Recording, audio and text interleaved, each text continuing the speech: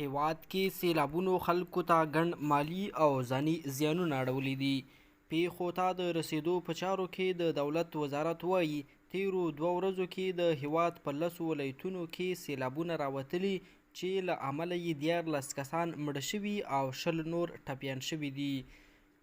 د یاد وزارت ویان محمد نسیم حقانی زیاتوي دغو سیلابونو ګڼ مالی زیانونه هم خلکو ته اړولي چې د ژغورنې او سروې ټیمونو سیلاب ځپلو ته لومړنۍ مرستې رسولي دي.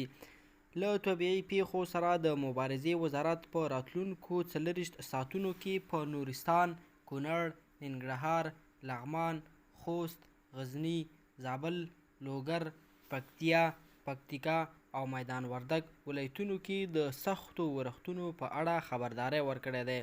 ګرانو کتونکو د تازه مهمو خبرونو لپاره زموږ یوټیوب چینل در سره سبسکرایب کړئ.